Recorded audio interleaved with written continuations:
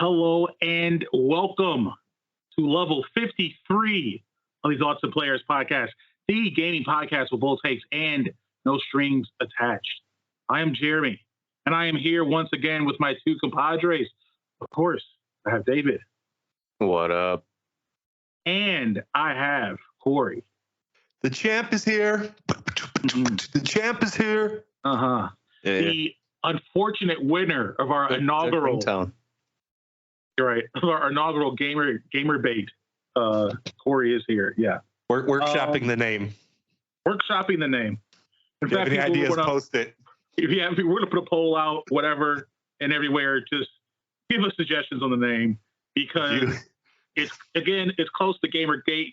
So we were being clever. It's not clever. It's got the name Bait in it, and it just feels weird to say that every time. So now the name of it's under debate. If you if you pick the winning name, Jeremy will throw you a Google Stadia. How about that? You know what? A piece of gaming history. I have an unopened Google Stadia. I don't know. We're going to figure out when to do it. When we start doing, giveaways again, theoretically. That is going to be one of the things we give away. Just because now, instead of you getting a working piece of technology, you would just be getting a piece of technology. And so that would be cool. It's almost kind of an upgrade if you think about it. How so? Because it wasn't that great. Jeez. So having it not opened, you're not really missing much. Hey, Minus 1 point to David. Piggybacking off of that, right? Now that it's under debate, Google Stadia, more like Google Vibadia, right? All righty. So we're in level 53, and for this edition of Gamerbate / whatever we name it in the future, David is judge, jury, and hopefully not executioner, but executor. I was gonna say that. Oh, sorry. It's okay, but see, we're on the same wavelength. Mm-hmm. Oh, come on here. What is this? Nothing. Okay, gotcha. Nice friendly conversation. Yeah. The check clear yet, David? From Jeremy? Is that what happened? Yeah. All right, we'll see. No. Yeah, we'll see. We'll see. All right, so David, I leave it to you. Okay, so as you guys know, for this bi-weeklies of the podcast, we're doing a 5 topics to discuss. I give points, takeaway points, how I see fit. And I guess you guys ready for the first question? Ready and willing. Ready. Shoot. All right.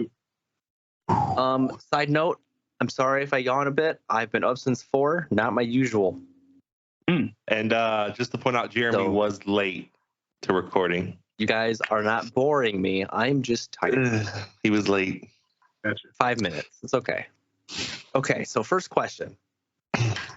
Crossover games. Is it good or bad? Now, it could be crossover games like Fortnite, where it just has people, or crossover as in like Marvel versus Capcom.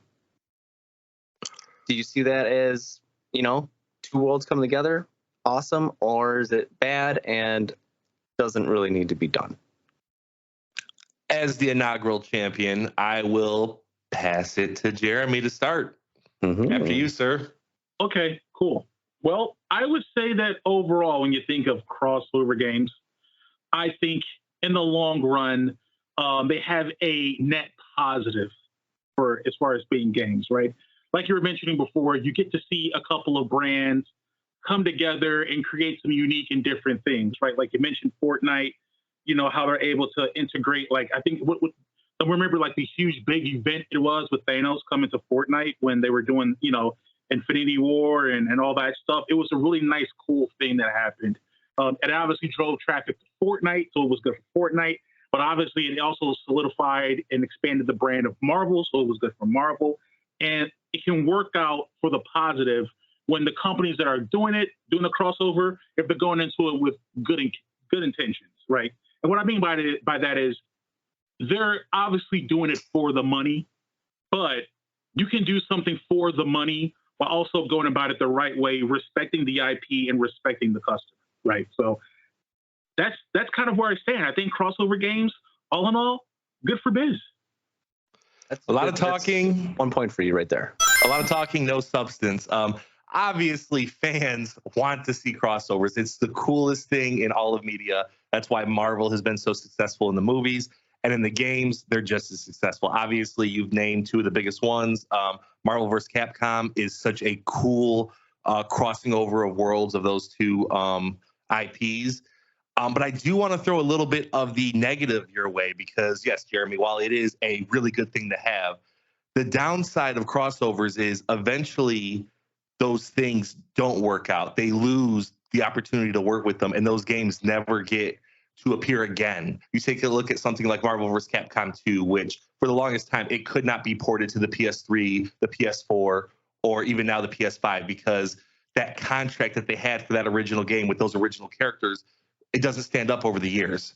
So now you have a game that is an absolute gem that people love. It's almost the best in the series, people think. And there's really not many ways to play it. Other than that, yes, it's a great thing, but I can see an opportunity where, like David, Dead by Daylight, in 5 years, maybe the Resident Evil license with them, it fades away. And now you have these characters that only people that had it at the time can play.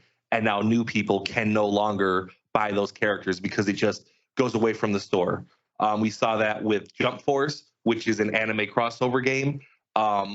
It's a lot of different companies in the States that own these different characters. And it got taken off the store because guess what? They had the rights to them for a year or so, and then they got taken away. So yes, it's awesome to see these characters together. I would like it to be a little bit more company crossing over with themselves. Someone like Capcom, they do this a lot where they take, hey, Ryu is in Dead Rising, or Mega Man's in Dead Rising because they own both those IPs. And those are the coolest kind of crossovers to me because it almost feels like this is one giant big world that all these characters live in. So, okay, I'm gonna give you 2 points. One for the legalities. Like you said, Marvel vs. Capcom 2 is stuck on the PlayStation 2 or 3. You said and Dreamcast, yeah, Dreamcast, yeah, and they can't port over. And another one for the whole, if it's the same company doing crossovers, is better for the long run because they have the rights to all of it. Yeah, thank you. Good, thank you. Good. Is there anything else, Jimmy? Yeah, 3 minutes. I'll go ahead and respond to that. For one, Corey's argument that, hey, there's good to this, but there's also bad to that. Well, sure, water's wet, and then sometimes it's wetter than it usually is. That's an obvious statement. What are we talking about here? In regards to, hey, well, one of the possible troubles could be is that, legalities of it, the game can't be ported over to. Well, yeah, that's a case that can happen, but also that's just a fact, right? Accessibility to things as they get older, it's just going to happen. I still think, obviously, we're saying that those games were gems. It's great that they could be ported, which means that crossover experience was positive and it was done well. It's the accessibility of legality and just, technology moving ahead. But that can be said for pretty much a lot of things that are within the realm of technology or software, right? Like that's just something that comes along with it, right? For instance, like I said before, there's games that I can't play anymore because they work for older operating systems that can't get ported over. There's plenty of other games that maybe even owned by the same company that can't be ported over or played, right? There's plenty of first-party Xbox games that weren't ported over to 360 or Xbox One, even though that became porting over their own things, You're kind of going away from the topic and being a little disingenuous here. Like, it's up to Microsoft to port those games. They own the right to those games, and they could port any of the games that they own at any time. We're talking specifically about crossovers. Something like Super Smash Bros. Melee, Nintendo can at any time say, you know what, we want to put it on Switch. No problem. They own every character in that game. They can put it on Switch. Now, take the Wii U Smash Bros. Wii U. They were able to move it to Switch, but the next system, will they be able to get Cloud? Will they be able to get Sephiroth? There's a lot of characters in there. The Dragon Quest character, Joker from Persona 5. There's a lot of characters that took a lot of work to get in there. And if you want to see that game in the future, Nintendo can't simply snap their finger and say, hey, it's on the next console. A famous one of this is Super Mario RPG, which is worked on by Square Enix, and it had Nintendo characters. it's very hard to port. It's very hard to incorporate their music into other games, and it's a classic. People really like it. But I mean, well, there's a facet of as one being a consumer, you aren't owed that, right? So You're not. you aren't owed the game being future proofed. What I'm saying is that though that may be a bit of a conundrum or it may be inconvenient for the gamer, the actual experience of going in and creating that crossover experience was worth it. That's the value that experience brings. No doubt. So, so in that way, it's a negative, but I don't think it's a negative specifically of crossovers. I think that's a negative of that could be branched out to a lot of different things. So, but what I'm saying is, yes, it can be branched out for a lot of different things, but that's up to Nintendo or say Square Enix or Xbox to put that onto future proof. In a case of a crossover, it's not strictly up to them. Something, again, I'll give another example, Kingdom Hearts. You've been seeing in the last one that they've been really kind of separating Sora and the Final Fantasy aspects. It's been mostly only Disney because at some point you can't keep putting them forward because Disney says that, well, this is our character now, and we're not going to let you use our character in your rhythm game or your fighting game. Sora's our character. But for everyone playing the game, it's like, well, Sora, he's a Square Enix character. We grew up and loved him. He's a classic RPG. We want to play as him. But Disney's like, well, no. And if you want to, maybe we can renegotiate, but it's going to cost you this much. And Square Enix is like, well, we're not going to pay that much. So at the time, it's a complete win for consumers when people cross over. But in the future, it's one of those things we've talked about where you have to kind of make history. You have to keep the history alive of video games, and that is one thing where it'll get real sticky. Yeah, I think that maybe comes into a different conversation when we talk about game conservation and what that kind of looks like. But if you want to play Kingdom Hearts that came out on PlayStation 2, you can. Yes. You can't play it on your PlayStation 5, maybe. I don't know. Or you can. But you can still play those games. Glad you did research. Yeah, well, sorry, not a huge Kingdom Hearts fan. Yeah, my whole argument with that is that you aren't owed that forward or that future proofing, and that doesn't really play into to me. Doesn't really play into the factor of how beneficial crossover games are. In that saying that that's a positive or that's a negative, that's more impactful or specific to crossover games, I don't think is really fair when that can be applied to numerous things outside of gaming. I think it's completely obvious that it is more impactful for crossover games. I think there's very little debate that it affects those types of games. Those games are getting taken off stores more than the other games. So that's just my opinion.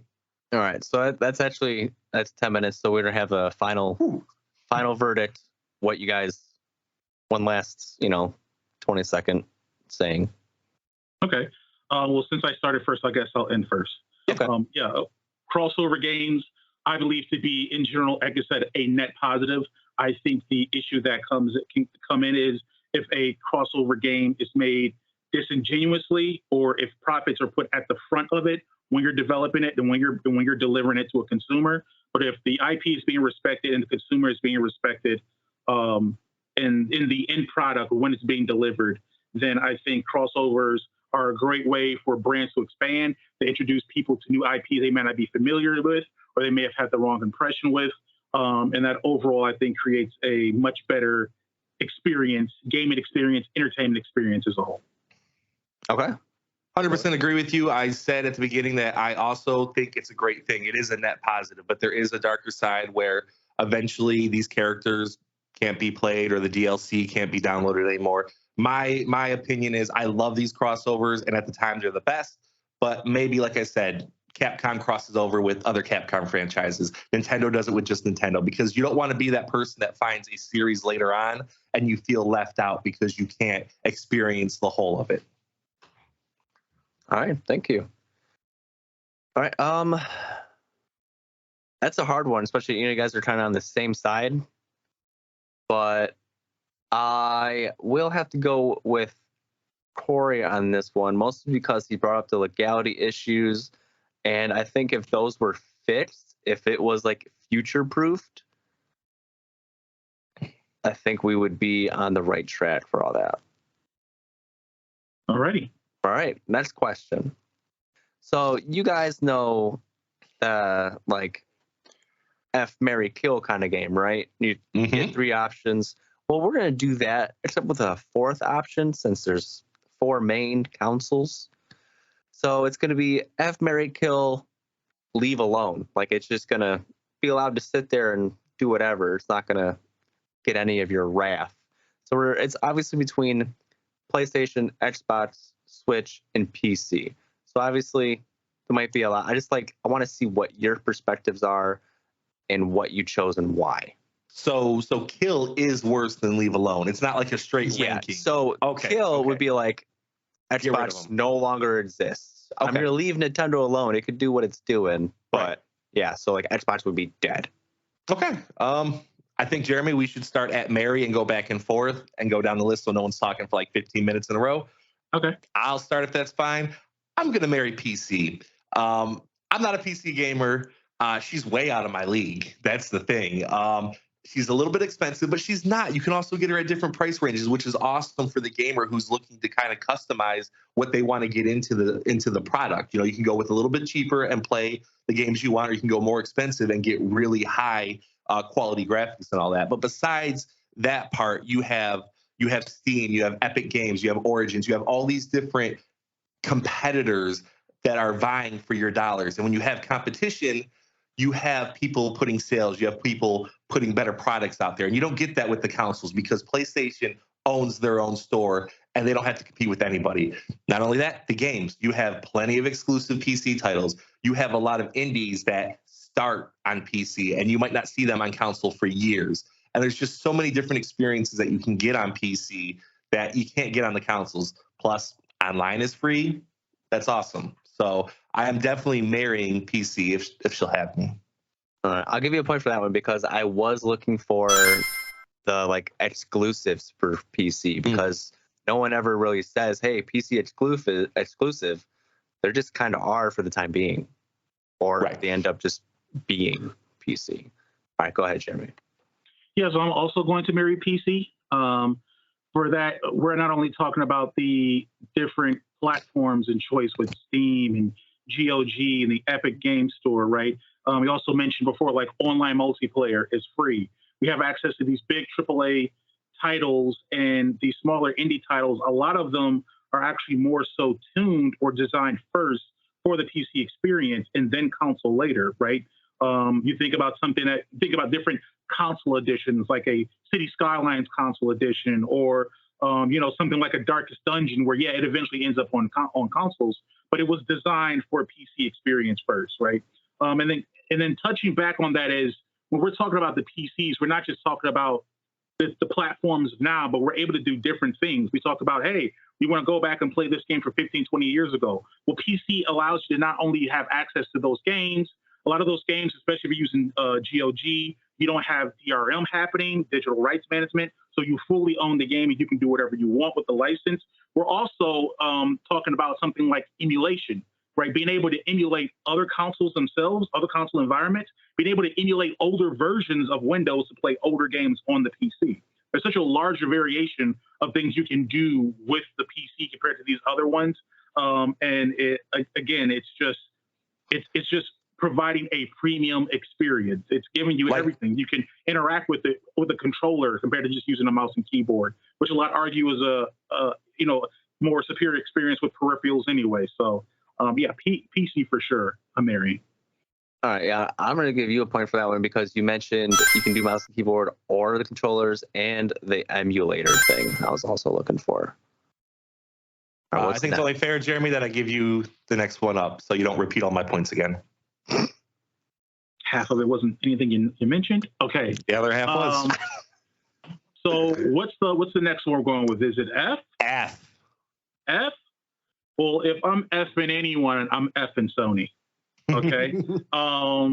As much as I don't like a lot of what Sony does, and they seem especially anti-consumer and a lot of their practices, we cannot ignore the fact that Sony makes incredibly exceptional first party shooters, or not just first party shooters, but first party games in general. Everything from shooters to action adventure to racing sims. It covers the whole wide gamut of different games you want to play, where, comparatively something like maybe like a Nintendo sticks with more of a specified audience that may not have as much of a breadth as the audience that Sony PlayStation can capture. So yeah, I'm going with that. The experience is always a premium experience.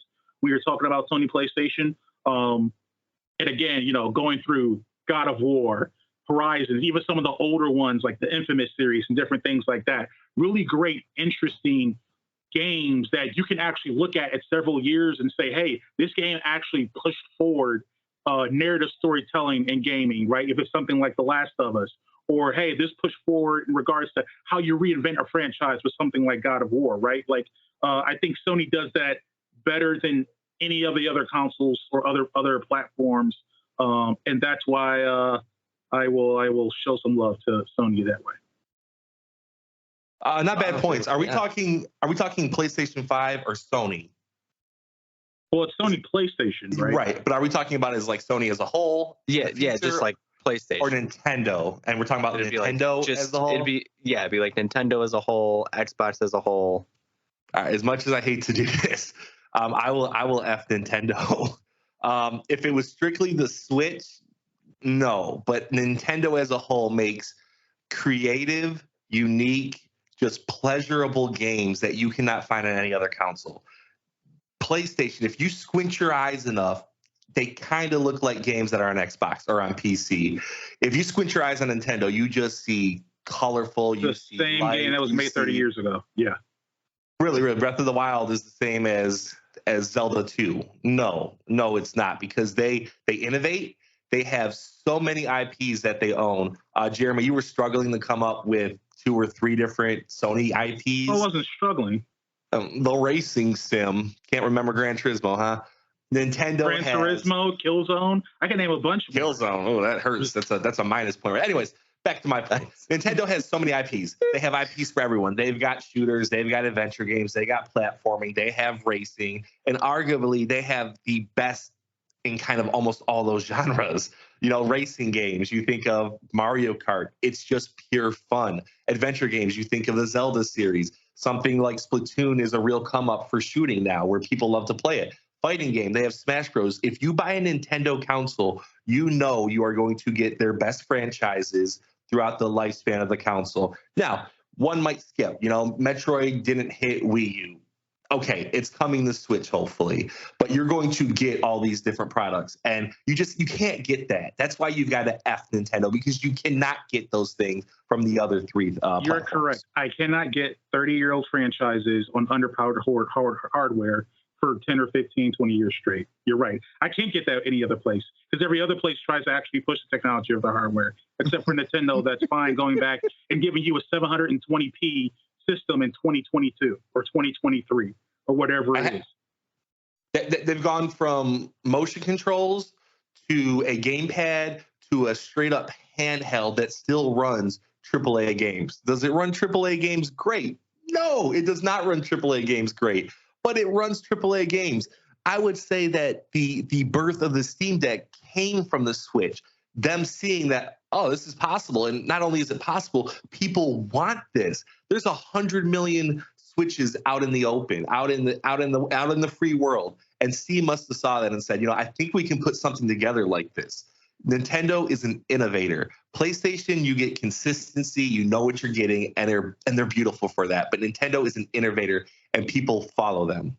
No, yeah, DualSense controller. There's no innovation there. The Steam Deck is actually more influenced by the Steam machine than the Nintendo Switch, I would say. But you can make the argument there.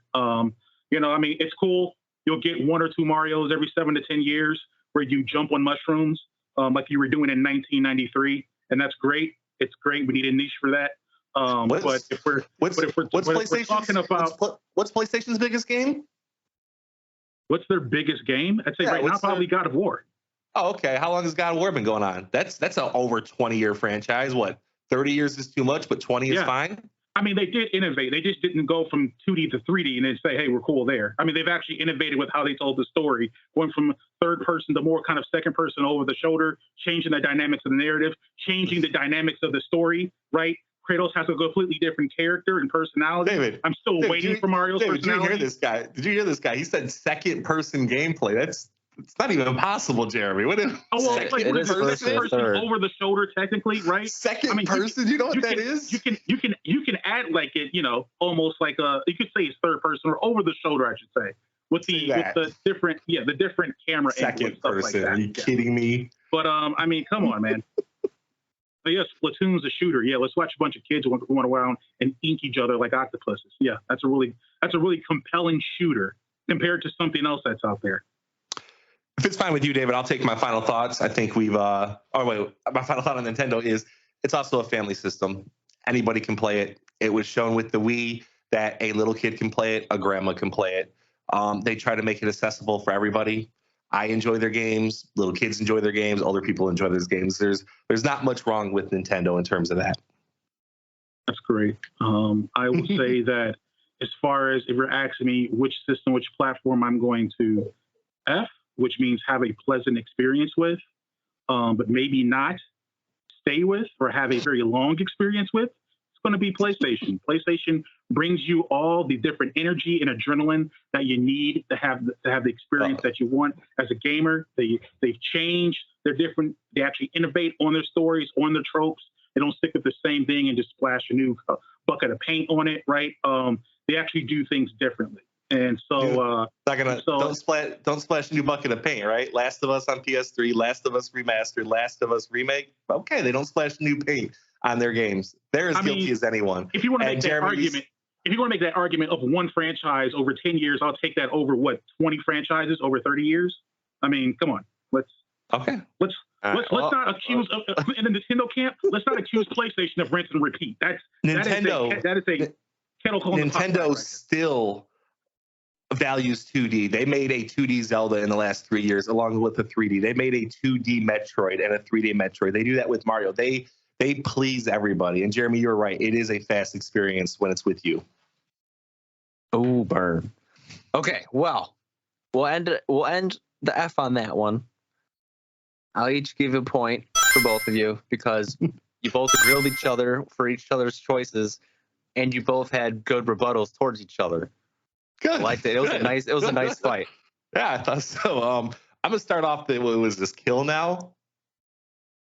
Yeah, I mean, we got to be kill on the or same, leave alone. We got to be on the same page here, please. You kill Xbox. Xbox brings nothing to the table because guess what? Me and Jeremy are both marrying PC. PC has everything Xbox has, down to every game they own. They even have Game Pass. That's Xbox's huge selling point. We're for the consumer. It's on PC. It's probably even better on PC. I went on the PC Game Pass, and there's so many games that aren't on the Xbox console that I'm like, I'd like to play this. I'd like to play this. They have RTSs and stuff like that. It's just PC does everything that Xbox does, but just better. There's no need. Every game that Xbox makes comes out for PC. It's no debate here. You kill Xbox. Okay. I mean, I hear that. Don't do it, Jeremy. You're gonna lose points. Don't kill Nintendo. Look, I would say. Don't do it, Jeremy. Here's what I'll say as our dog loudly drinks water next to me. Here's what I'll say, and that is that look, Xbox has introduced some of the stalwarts of gaming. You think of Halo and we're putting a bullet in Xbox. Okay, good. We're putting a bullet in Xbox's head.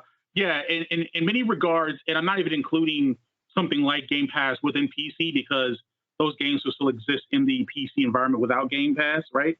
Xbox provides no real value with the PC platform being there. Everything I can experience on an Xbox, I can experience on a PC. I would say cost is the only thing that Xbox really provides.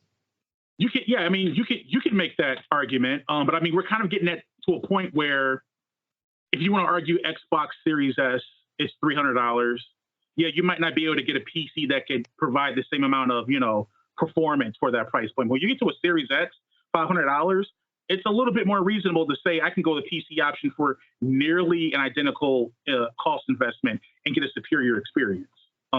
Because I can get that box for $500 and I can have online multiplayer. And if I'm someone that's playing predominantly battle royales or a lot of free-to-play games, then the entry cost is basically just that, and that's all. You don't have to worry about trying to figure out Xbox Live Gold and all these other things like that, right? You also don't have to. Xbox is also, what we've seen is a company that barely understands or knows what they're doing. They've gotten Game Pass right for the most part, and they're kind of just leaving it alone now, because if they try to do anything else more with it, they'll mess it up. So, yeah, I think as far as who we're putting a bullet in, it's for sure going to be Xbox. They provide the least unique experience of all the platforms. So yeah, I mean, they're saw the list first up. Xbox, they're getting the bullet. So, all right, good. It's good. I liked it. I feel like David's struggling with the points. I'm gonna kind of actually just leave that one alone. Okay, that one was pretty simple for both of you guys, actually. Yeah. So we know the obvious answers for the last two, but I need to hear the reasons. So which one are you just going to leave alone? Just let it do its thing. I'm letting Nintendo do their thing. And the reason I'm letting Nintendo do their thing is because that's what everyone does. Most of the publishers and different organizations and places you hear about, they'll talk about Nintendo stuff. Yeah, sure. But when they're having like really interesting discussions about the impact of gaming or gaming experiences, or a lot of the games that are up for Game of the Year, Nintendo's not really in that conversation. They're just kind of off doing their own thing. So yeah, I leave Nintendo alone. Just let them do their thing. Let them make their Marios. Let them make their Zeldas. They'll be fine. They aren't doing anything great, but they aren't really, they aren't innovating, but they're also not Xbox. So leave them be. Okay. PlayStation, I'm leaving alone. I love PlayStation, and I feel like I kind of messed up. I mean, when you look at them, Horizon, God of War, Spider-Man and Miles Morales, and Death Stranding, like they're great games. Maybe I should have put them on the F portion so I could play those games, but I'm just going to wait and leave them be, because if I leave them be, all those games come to PC. They made their mark. They said, we are bringing games to PC. If you leave them alone, they will come to PC. They will come on a more powerful hardware if you choose to buy a more powerful PC, and you can play them better on PC than you ever could on PlayStation. So I will leave Sony alone because they have made their mark. They said, we are going to put games on PC. It might be a year. Now it's even less because they see how much money they're making. So leave Sony alone. You're not missing anything in the long run. All right. That was a pretty long question. That was like 14 minutes. Welcome to our half-hour show. Mm-hmm. All right. With that question, I don't like this, but I'm gonna have to go with Corey again. Why don't you like it? I don't know, because you always win. But I'm unbiased. I will unwittingly do it. But you got an extra point there at the end, because with the whole leave Nintendo alone, he's right. That's what everyone does already. And they haven't been too innovative lately. The latest thing was they just made Game Boys their console, Yeah. But the whole PlayStation thing, you're right. Their games are eventually going to come to the PC, and they do make great titles. So that's where that point comes in. Under pressure. All right. Question number 3. The biggest gaming franchise. Do you guys think it deserves to be number 1? And by the way, it's not Resident Evil. That's 33. It's by money? By money? What is it? 30 by money. Metrics. Okay. By money. I never argued it was top 10 by money. Just letting people know. Okay. I just thought it was funny when I was looking this up. Right, yeah. But yeah, Pokemon has it's like 90 billion. The next one is Mario at I think it was like 30 billion. Like it is just overload number one by miles. Go on, Jeremy. Have a first crack at it. The question is, does Pokemon deserve to be the biggest game franchise? Yes. I would say, as a gaming franchise, no, it doesn't. As a gaming franchise, Pokemon has done very little to truly innovate on what they started doing in 1999. And in fact, the latest game they made, they pivoted back on some things to make the game look more like it's 1999. There's been very little cause and innovation from the game developing. I'm not sure what the actual investment in Game Freak is as far as the studio building out and being able to produce better games, more optimal games. Their recent games haven't looked good. They've had really troubled gaming mechanics. So you take the present presentation of Pokemon and you pair that up against the past. And, we all remember Pokemon Red, Pokemon Blue, Pokemon Yellow, right? Those are classic games. And then, you go to Silver and Gold and on and on and on, right? Those are all just iterations of the same story, the same sequence of events, right? Like there's little changes in story, but it's mostly perceived the exact same way in what you have to do. I think what happened is that, look, the gaming franchise captures you while you're young and it gets you to invest in it. Older gamers feel a heavy amount of nostalgia with the franchise, and that's what helps inflate the numbers, right? You have the whole aspect of how else is it incorporated into the zeitgeist with the Pokemon trading card game, and the cartoon and the movies and all those different things.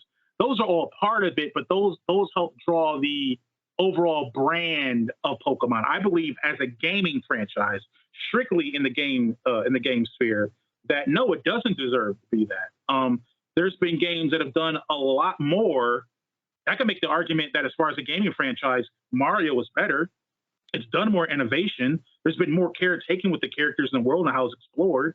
Except for last argument, when it was doing the same thing. What are you talking about? Except for when we were talking about the Switch and you said Mario just kept doing the same. I'm arguing between two franchises that have been doing the same thing for 30 years, and I'm saying this one has done more. I mean, Gotcha. So yeah, I think definitely Pokemon as a gaming franchise, no way it should be the biggest one. I think it's just a lot of nostalgia and a lot of other things that are ancillary or outside of it as far as a game that's helping prop it up. Yeah, I'll respond. David, this is not even pandering. This is a really good question because how do you answer if it deserves to be the number one gaming franchise? I think the simplest answer is fans decide that. And fans have spoken and they have put their money and their time into Pokemon. If they didn't put their money and time into Pokemon, Game Freak would have shifted towards something else. They would have tried to diversify. But they've continued to make these games that sell like hotcakes because people really enjoy the creatures that they catch. They enjoy the designs. They enjoy the simpler stories. They enjoy just exploring the world and seeing these new creatures and seeing new gyms and what they can find. It's simple. They haven't innovated a lot, but people, for the most part, don't want that. Now, I'm an exception. I've argued against Pokemon a lot on this show where I'm like, I want them to do this, this, and this. But sometimes people just want to play a game where they know what they're going to get. And Game Freak has provided that year after year. They're not a company that takes 6, 7, 8 years to come out like a Grand Theft Auto. Like, could they ever be the top gaming franchise? Because they release a game once every 10 years in their franchise. Then Pokemon releases games. Even the older games, they re-release it. Are those money grabs? Maybe a little, but people want to play those games and they make money. And that's what makes you the biggest gaming franchise, is making money. They make money. They make good RPGs, nothing amazing, nothing groundbreaking now. At the time, it was a little groundbreaking, but they just make games that people want to buy and people enjoy. And they connect people unlike any other game with the 2 different versions where people have to trade. Even though they didn't make it the Pokemon Company, Pokemon Go was a revolution where people were getting out, they were communicating with each other, they were talking, they were exercising, and they try to do that so much. So do they deserve to be the biggest gaming franchise? I mean, yeah. Okay. I was waiting for one of you to say that it deserves to be first because it is first, and that is slightly redundant. Like, because I mean, obviously that's how you get first is by selling the most, but this might just be my opinion, but I feel like it's also oversaturated. Like they release so many games, which it is fair because, like you said, it's the same game with some slight differences. And just because people feel they know what they're doing, they know what they're getting into, it's a safe space essentially. Yeah, if I may jump in for a couple more points. Go ahead. They do keep it kind of samey, and what that does, it allows me, who's been doing it for 20 years, to jump in and instantly recognize a lot of this stuff and get right back into the feel of it. I might have skipped 4, 5, 6 generations of Pokemon, and I can jump in and instantly recognize a lot of the traits that they have in it and enjoy myself. But it also keeps it to a level to where new players can get in. The new 5 and 6 and 7-year-olds can jump into Pokemon and not feel completely overwhelmed. A lot of these franchises start off simple, and as they evolve, by the time they're into their 20th year, it's unrecognizable, it's unplayable by anyone but hardcore fans. Jeremy's sports games, back in the day, Madden, very simple. Maybe that was because of the technology. But if you skip a couple years of Madden, you're completely lost. You can't really jump into it anymore. Well, there's a kind of a rebuttal and then a follow-up with that. Well, for one, I mean, the reason why you're able to jump into Pokemon now after you skip several and, 4 or 5-year-olds are able to also jump into it is because it's a children's game. Yeah. That's the audience it's designed for. Yeah. I don't think that's anything fairly remarkable. I mean, that's just the audience they're aimed for. And I would argue, as far as the Madden example, older games were actually more complicated because they sought to emulate realism more compared to now, which is more arcadey. I think it's actually easier to jump into Madden now than it might have been in the past. But when we're talking about Pokemon being a #1 gaming franchise, we're talking about the games being samey. And I'm sure that Pokemon as a franchise, as an IP for Nintendo, probably does them pretty well. A lot of that is just leveraging on brand recognition and the history it has off of that brand recognition. But I mean, I would posit to both of you, over the past 10 years, what games would you say have been more influential? The various 5 to 6 Pokemon games that have came out, or Grand Theft Auto 5? Like, which one has been generally more influential culturally in gaming? And it's great that it's argument. Well, that goes into an argument of whether it deserves to be the biggest gaming franchise. I don't believe so, because it's resting on the laurels and a formula that it developed 15 to 20 years ago that they've shown very little interest in really trying to innovate. Part of that you might be saying, well, that's because the consumers of it, they prefer it that way. But I don't think that's 100% the case. And Corey, you are one said consumer that has wanted Game Freak to innovate on the different things that Pokemon does as far as its game mechanics. So deserving to be #1? No, I think there's many other games that have pushed to innovate, that have had more cultural influence and impact on gaming than Pokemon. Like, not only going within the last 3 to 5, but even going back 10, 15 years, right? Pokemon is a blip that happens when it comes out because I remember when I was 7, and then it goes away. And there's other games that have continued, and other franchises that have continued to climb and climb and climb and get better and better and become more influential and more deserving of being the most valuable game franchise. That's great. We're not arguing the best gaming franchise. We're arguing the biggest one. Look at movies. Or the biggest one, yeah. Yeah, you're not arguing that. You're not going to say like, hey, this Oscar movie is the biggest movie. Oscar movie is definitely better than what Avatar won, which is the #1 grossing movie of all time. There's 1,000 movies better than that, but Avatar 1 is the biggest movie.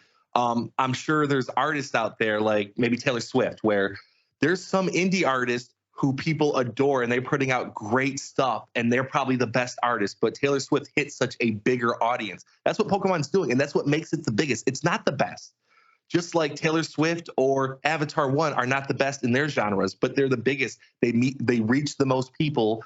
They're they're non-offensive. You know, they're not going to really push anyone away. They're the biggest because they're old and they're leveraging assets and people that were fans of them once again and had that recognition of being the biggest. But as far as anything they've done to deserve that, no, they definitely don't deserve that. I mean, there's an argument of saying, well, it's the biggest because it's the biggest. Well, the question is, does it deserve to be? And having something in there like does it deserve means that there has to be a modicum of assessment or judgment that we put towards something. So, if you're asking me to determine if something should be what it is, I have to take all those things into account. So I can say, well, yeah, I can see why Pokemon is the biggest franchise because it has all these games, it has all this different media that's put out, but all those things help float the gaming franchise. Does the gaming franchise itself deserve to be the biggest? No, because the gaming franchise itself has been stagnant and hasn't innovated. And it definitely isn't as culturally influential as it once was, whereas other games are. Okay. It's been 10 minutes now, a little bit more. So we'll call it there. One, I'm minusing a point from both of you because neither of you guys mentioned Pokemon Snap. And that would have been pandering. I'm trying to avoid that. One, I gave a point to Jeremy for it's a redundant gaming series. At least the main ones.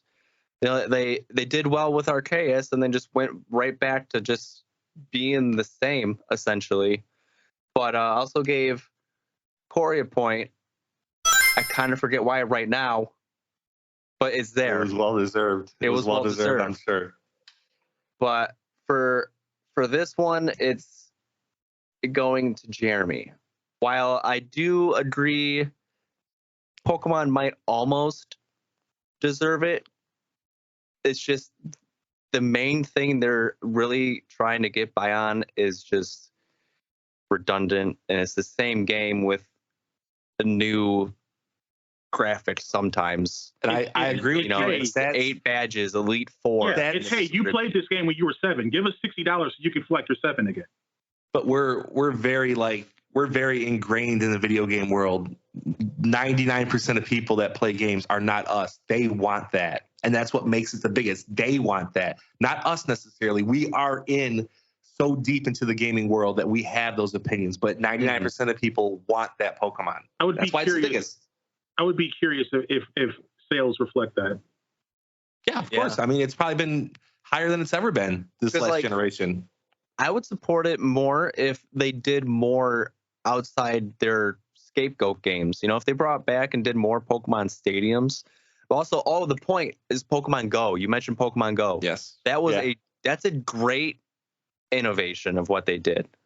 If they could do something like that, not exactly like that, like with their regular games, that'd be awesome. Right. But yeah. So that one goes to Jeremy. So moving on to the fourth question. Is gaming becoming a part-time job? Now I know I mentioned this before. I don't remember if it's the last episode or the one before. But like a lot of games with like battle passes and pass this, pass that, you have to complete them within a certain time frame or you don't get it. You don't get all the cosmetics and all the extra this and that. And if you play multiple games, unlike myself, you kind of just feel overloaded. But that's only if you play those type of games. So even thinking other type of games, how do you guys feel about that? For me, gaming is not a part-time job because gaming is a hobby and you can do whatever you want and you can make whatever you want out of gaming. If you want to put 100 hours in and do those battle passes, you can. If you want to play 5 hours a week or an hour a day, you can. You can play any type of game you want. You don't have to jump into those. Now, I can understand how some people would feel like I'm going to miss out if I don't do this, but it's really up to the individual to be like, hey, this is my hobby. I don't have to get these battle pass levels.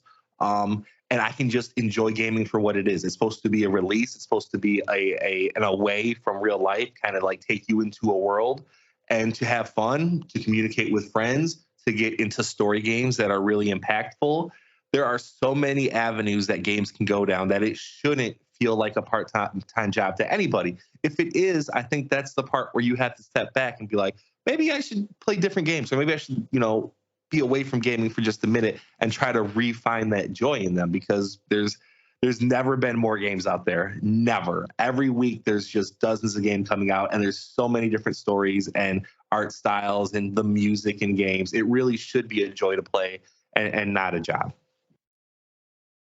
Okay. Yeah, I would actually echo that. Gaming is not becoming like a part-time job. You as an individual have agency.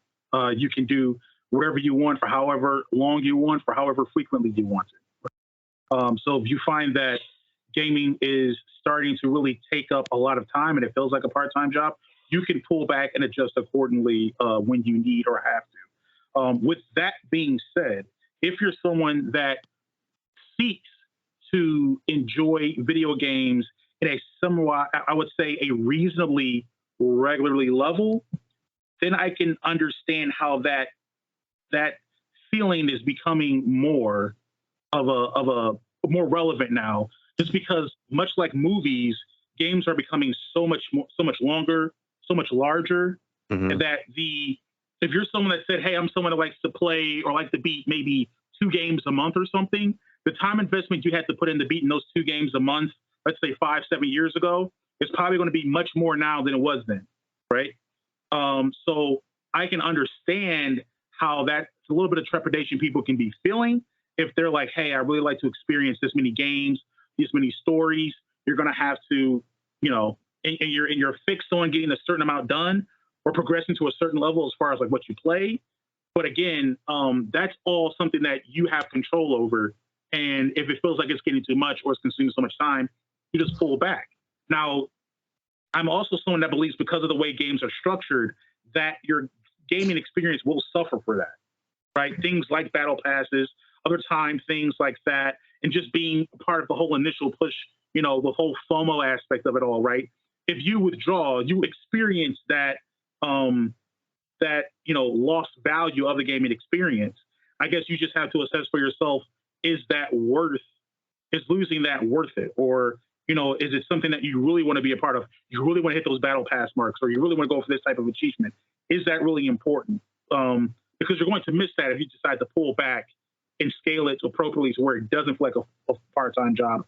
It feels like, hey, I'm just part of my hobby and I'm just enjoying it. So. Oh, well said.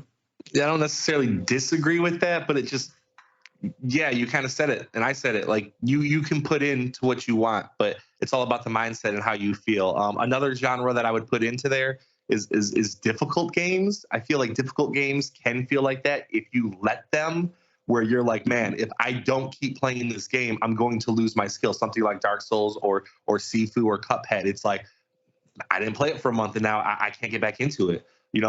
Fighting games can also feel like that as well, because to be competitive in a fighting game, you got to put time in. You've got to put the work into the training rooms and learn those combos. And at the beginning of a fighting game community, there's a million people that play it, and there's a lot of scrubs, including me. And then eventually those people drop off, and it's only left with the people that are really putting the time in. So if you want to play that type of game longer than, say, a couple months, it really starts to feel like, I mean, am I going to give up my life, or am I going to get good at this game? It's one of the two. Like, you don't really have a choice. It's like, I've got to, got to dump my girlfriend, or something like that. So, yeah, I mean, go ahead. Go ahead. No, go ahead. I was going to say, fighting games, but at least as well as I think in other games in general, right? Like the whole socialization aspect of gaming has become so much more emphasized. And if you think about, the past couple of years, how that's been as far as like online socialization in gaming being a really big part of it. And if you go away and try to pull back from a while, you can start to begin to feel disconnected from those communities. And that can also impact your gaming experience. That's something else that could be weighing on your decision. But again, you have to assess for yourself, do I feel like it'd be healthier if I pulled back? Or, is this something that I'm really invested in and really want to go forward with? How do I balance all that so where it doesn't really feel like it's work?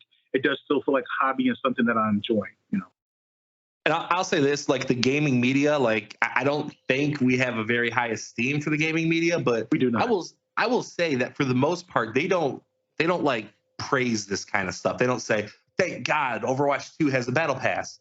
Like they kind of be like, "Hey, there's a battle pass and a character's lock behind it." That sucks. Or, "Hey, this game has loot boxes," or, "This one really takes a grind and you can pay to unlock some stuff." They don't ever praise that stuff. They really kind of say, "This sucks," and they make stories where they say this sucks, and companies don't usually listen, but it's glad to get out there. And at least if people are that deep into the gaming hobby, they can read that and be like, okay, at least they're saying the things I'm thinking. So hopefully that'll help anyone that's starting to feel like, oh, this is a job. Yeah, or you have that. Yeah, you have that information and you can make that assessment for yourself. Okay, this seems like something I'm interested in, but based on what I'm reading, do I really want to get into this? Or, hey, I'm part of this. They just, released a new battle pass with another. This is already starting to be a little bit too much. Is it time for me to start pulling back or reassessing what I, primarily play when I am playing something?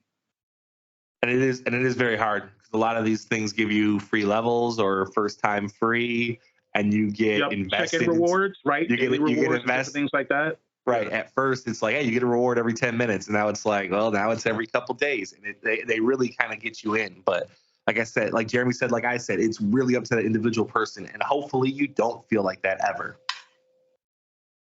That's some well said stuff, guys. I'm surprised no one mentioned games like WoW or like Final Fantasy because, like ratings and stuff. I know I had a few friends that just couldn't hang out on Tuesdays and Thursdays because that was raid day.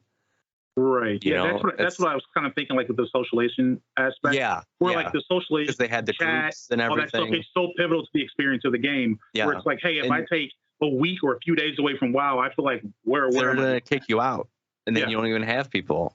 Mm-hmm. So you guys made some good points. As the whole like the FOMO thing, I can see it. Like, if I didn't complete an Apex Battle Pass, I'd be kind of upset. I really like the last level prizes, but like I didn't complete Overwatches the last time, and I didn't care. So I guess it's going to depend on the person to person. And as you guys were saying with the whole pullback and everything, that was a pretty good discussion. I didn't expect that much. I gave you guys both a point, just for doing the question, pretty much. Thanks. As well. Yeah, I'm not good at this. I don't know, but okay. Are you guys ready for the last? I'm very intrigued. Yes. Okay. Yeah. Okay. So the last question is, what movie do you think could be a good video game? Jeremy, of course, you can go first on this. That's the order we were going in. So off the top of the dome, if you could. Okay. Oh, well, God. Does the movie have to not have a game already made from the license? Correct. Jeez. Okay.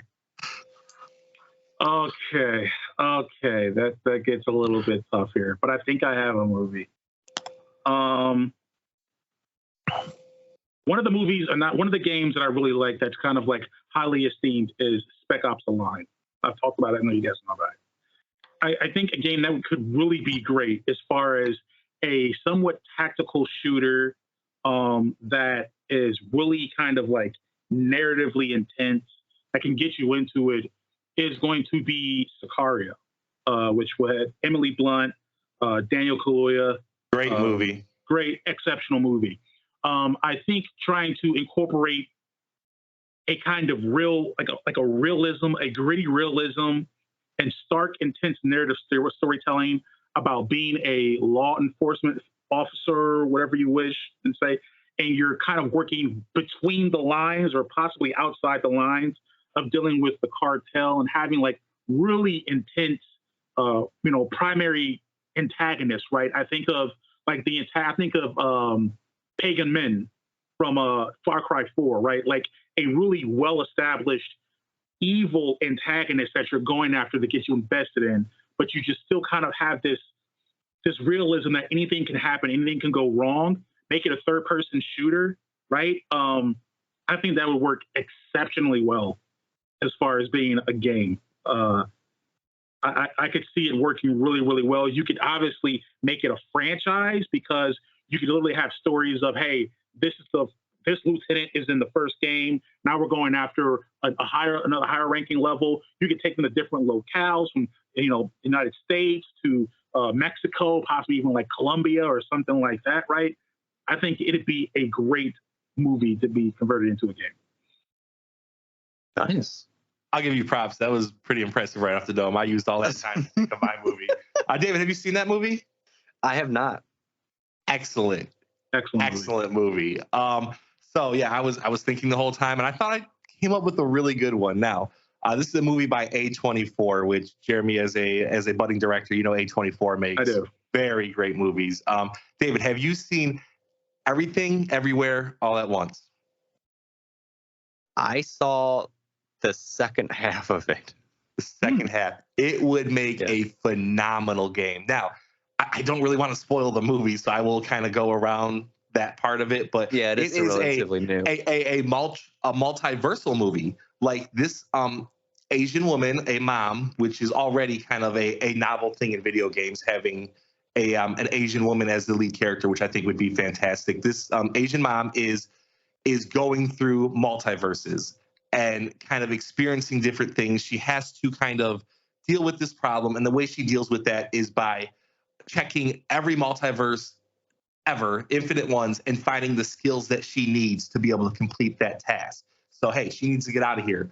She could really use some martial arts. So she goes and finds a universe where, hey, her person was an expert martial artist and she gets that skill. I think it would be great. I think it would be cool to have those powers where it's a third-person action game. The movie itself is really based around this mother-daughter love and this wife and husband. So I think they could really make a great story out of it as well with the gameplay. And to throw things like really out of loop is with the multiverse, you can do anything. So like in one of their multiverses, they had hot dogs for fingers, right? Yeah, I remember that was the main change. It was hot dogs for fingers. Everyone had hot dogs for fingers. Another one, they were rocks.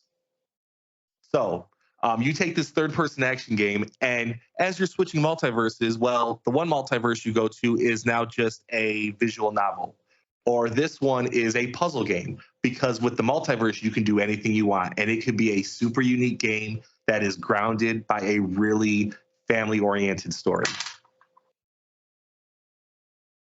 That sounds really good, actually. Wow. Okay. Okay, so does this conclude our debates? I mean, I guess so. You can do simple math, right, Jeremy? I mean, unfortunately, we both gave movies that I think if made into games, we would play them. It would be excellent games, both of them. So the last one, I gave Jeremy a point, one for being, first and right on, and he had a nice premise and everything for a video game. And I gave Corey 2 points on that one because it seems to be able to get more out of it. And it's more in a sense of gameplay and more in a sense of different things going on inside the game. So like Jeremy, you said it might be like a third-person shooter, like story kind of thing. The core is it could be that in one multiverse, and then challenge puzzle game in another universe, and so I think that brings out a lot. So let's see what I have. I have 1, 2, 3, 4, 5, 6 points for Jeremy, and 2, 3, 4, 5, 6, 5, 6, 7, 8 points for Corey. Okay. I mean, clearly mistakes. Mistakes. That's what I said last time, but clearly mistakes were made. It's where we're at. I mean, I don't know why I'm hated on. I felt like I brought great points. David, you were definitely unbiased. I appreciate that. You brought not good points. I would say. Listen, I'm not going to lie. You brought not good points to the first one. You brought not good points to the F, Marry, Kill one. You even said you possibly picked the wrong one to F. You even hold on. Okay? That was a setup. That was a setup. That was a setup to be like, but here's what here's what I will say, right? I think your movie selection was better than mine. Thank you. Listen, as I was talking about it, I was surprised myself because like that would make a fantastic game. That would be so good. I would buy it in a heartbeat. And as you think about this unfortunate victory, please be sure in your mind to thank me for having an exceptional idea off the top of my head, so that I allowed you several minutes to think of something. Yeah. Else you would have said, what about a movie or what about a game where Pikachu's a detective? Yeah, something crazy.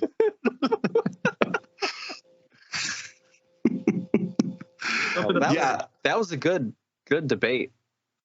It was fun. I really enjoyed the questions. That last question was that was tricky, David. That is one where like we needed to prepare for that one. That is like the funniest thing is I literally thought of it as I said it. Oh no, it wasn't to give us a surprise. It was to give everyone. More time. Everyone was surprised on that one. Oh boy. Well, it worked out. You want to hand it back to Jeremy, David? Yeah, it's all it is. Let the salt flow. The final being 8-6. I know everyone. I'm as disappointed as all of you. This is where we are. Corey remains getting his second win, but he will be doing the next one. So thank baby Jesus and everyone else. We don't have to hear him debate anyone else for the next one. It's going to be. I don't keep going on. I don't keep going on. You want me to take a break for a week? I'll be the judge. That sounds fun. But I do keep my winning streak, correct? Yeah. You keep your winning streak against. Yeah. I'm 2-0. I'm 2 in a row. I will be judged next time. I'm looking forward to it. It's not going to be 8-6. It's going to be more like 40-38. I'm giving points. All right. You make a point that's halfway coherent, you're getting a point. Okay. It's gonna be the Pokemon games all over. Yeah, we'll see. Well, that is it for level 53 of the Thoughts and Players podcast.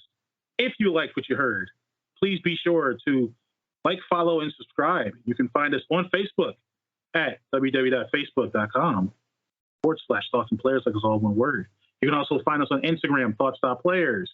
You're on YouTube at Thoughts Players. We are on the TikTok, Thoughts Players. And we have a Patreon. If you really dig what we're doing, feel like supporting us, we have 3 different tiers. I believe they are $3, $5, and $7 tiers. You can check those out. They come with benefits and perks. One of those will be our top. You said top 50. 50. We may top 50. We're doing 50. Well, we're going to have to do it in 2 parts because I don't know how we do it. I can't even name 50 games right now. You will be able to. I've been assembling my list. It is surprisingly difficult. Yes. Surprisingly. Yeah, I'm scared. Yeah. Remembering games you played when you were 9, and you're like, right. Yeah, but it's there. So easiest way to do it, David, is just go by system and look up like best games for this system, and then it'll hit you like, oh yeah, I love that game. That's how I did it in the past. That's the problem because I didn't play like the best games. Like on PlayStation, I played Felony 1179. No one's even heard of that game. No one has. Oh, and it's like pre Grand Theft Auto. Bruh, a third of my list is strategy games. Ain't nobody gonna know these things. I was looking through it. I'm like, no one's gonna know at least a third of my list just because who even plays these really? You got Total Kingdom Annihilation on there? I don't have Total Annihilation on there. Ouch. That's the only one I've really played. Yeah, I did do an assessment though. Wilder Myth did not make the top 20. Yeah, that's a shame. Yeah. I mean, it's still got time though. Is what the thing. It's got like it could propel itself. You know, it could. It's young. But yeah, I did that and I completely skipped Final Thoughts. Yeah, well, you're salty. What can you do? I guess. Well, Final Thoughts is I'm tired. David's Final Thoughts that he's tired. 2 in a row, baby. 2 in a row. 2 in a row. My final thought: I am devastated. I'm so sorry. He's gonna live with this for 2 weeks. That is it for me. That is it for us. Anything else you want to say, guys? Goodbye. Goodbye. Peace. We will catch you on the next level.